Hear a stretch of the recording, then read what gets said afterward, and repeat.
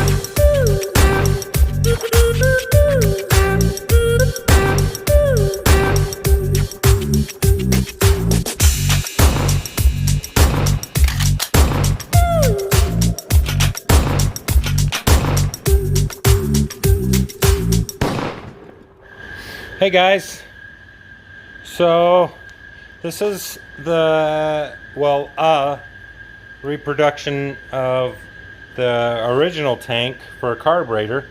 What I'm basically going to do, since I'm putting that fuel injected tank, I am going to, so I can utilize both tanks, I'm going to come off of the inlet, or the fuel side here. I'm going to come off the fuel side, and I'm basically going to hook a hose and then a pump, and I'm going to come over here and pump it into this AN fitting that I drilled into the tank here, and that will just turn on with a switch, and it'll just start filling this tank. I'm just going to use like a small jitterbug type pump. It doesn't have to be anything too crazy, but that's how I'm going to do that. And then I still have the vent I'm going to hook up to the system, because I still have the vent in both tanks, and it goes up to the front of the vehicle. And then I have the return. I may use this. I have a second return on my fuel injection. I may use this. I may just plug it off. That's kind of what I'm thinking. I may not use it, but I will be using the sender, because the switch on the dash, I'm still keeping all of the electronics underneath the truck, and so I can switch from tank to tank and see how full each tank is. And I have the sender on this tank here, and it'll work the same, so I can just flip the switch on the dash and we'll know how much fuel's in this tank and how much fuel's in this tank. That's kind of my thoughts. And then there's a power and a ground, and then I have a supply and the return and a vent here. So this is a really nice tank. It's got baffles in it. I mean, this thing is well built, very shiny. I mean, this thing almost looks like chrome, and it's got a coating on it. Is the cool thing. It's got some type of paint.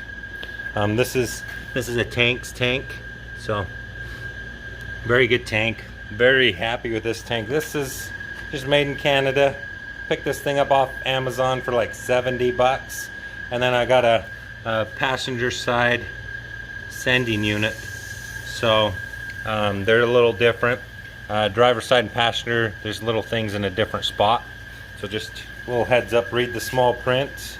But That tank doesn't have any baffles. It's just a wide open tank.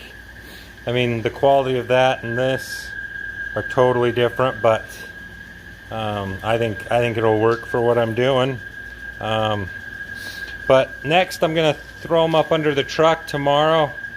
Well, I'm at least gonna put this one up under the truck tomorrow. I still have some hoses to run on this side where the tank's gonna go, and I'm waiting on a few parts to come in. But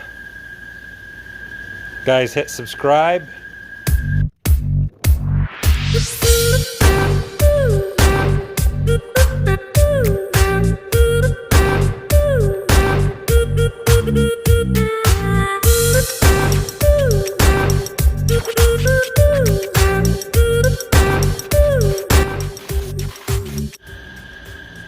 Hey guys, welcome back. I have been working on the fuel system on this, and I finally got it pretty much buttoned up. I'm getting ready to put this last tank in, but all my lines are running there, so I kind of wanted to show you guys what I've been doing and how my lines run through the vehicle, and just show you kind of the problems I have had, because my intake manifold has a return on it, and it has its own pressure regulator for the fuel inside of it. But I don't know if I'm going to keep this intake long term, and I don't know what exactly is going on. And I had already bought the Corvette adapter fuel. It's like a fuel regulator slash filter, so I bought that, and can't really return it. I don't think anyone's going to buy it, but maybe. So I put that in, and I put a second return, because I've got a second tank and I could always return it to that tank. But let me walk you through what I've done.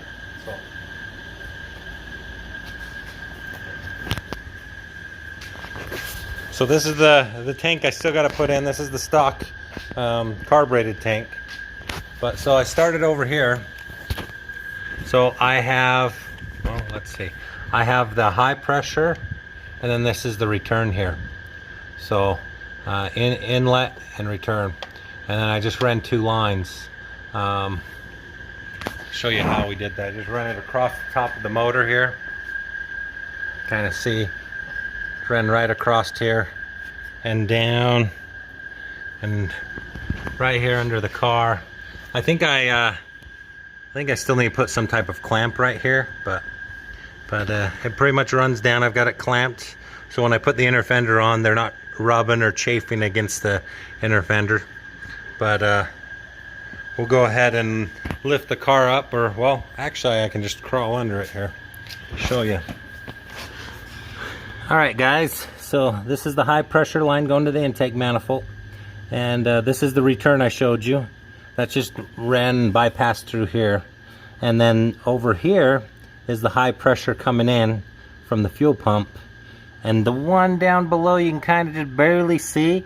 That is the return. So what this ends up doing is high pressure builds up, it regulates and returns some of the fuel back if the pressure is too high. So kind of a good option, but if I end up changing the intake manifold or my fuel rails, I won't have that. So that's why I figure I'll just keep this on here. It's all plumbed already, and then I'm just gonna, I can always just pull this line out or just cut it off and leave it under here. No one will even see it. So, and then I just pretty much ran the fuel lines, there's 3 of them, ran just right up the top of that frame rail, and I put them so they'll be kind of a little bit away from the fuel tank.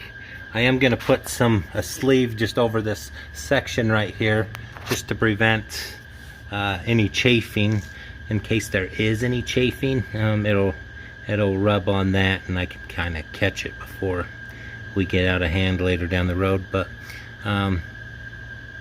yeah, this is my way of doing this. We'll continue on back.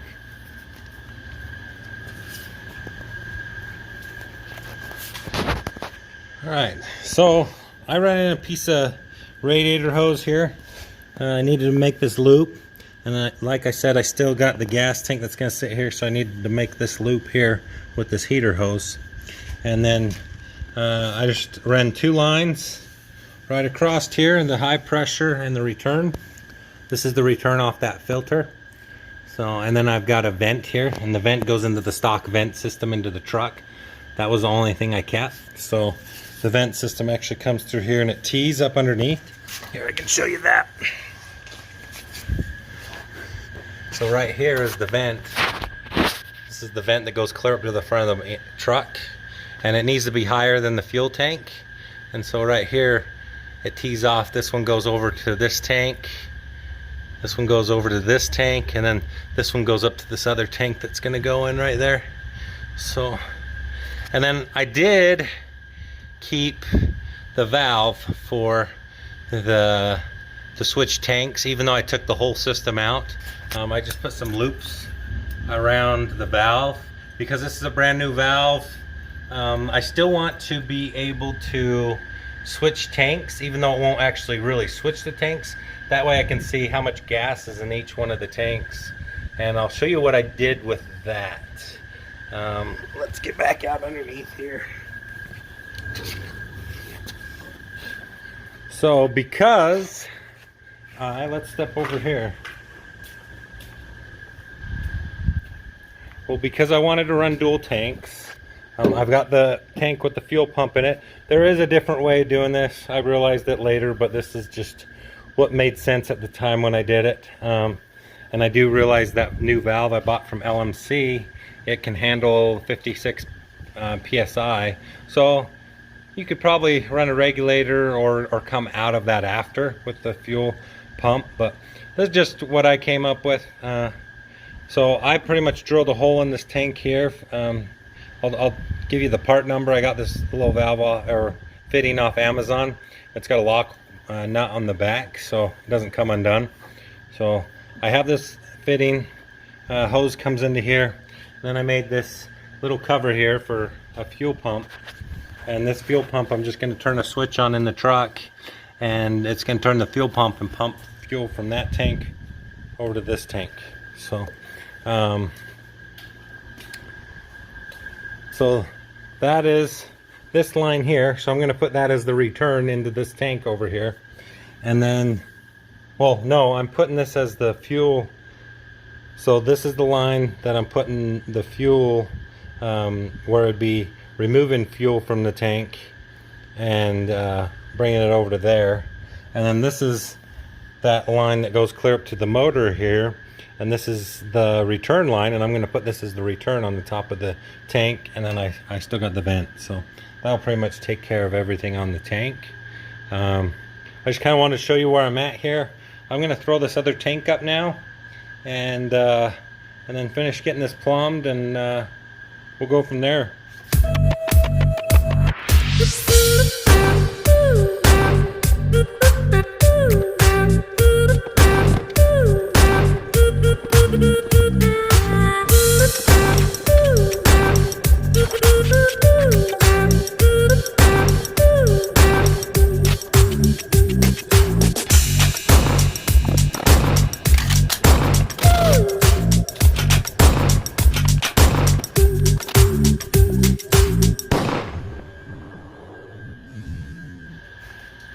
Alright guys, well, I guess you don't want to see me put this ground on. That's all I got left. The fuel system is done, besides putting the bed on and the fillers on.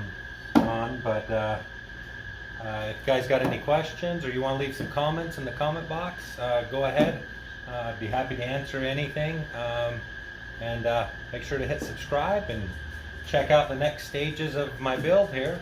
That's slowly moving along each day. So cool guys, thanks.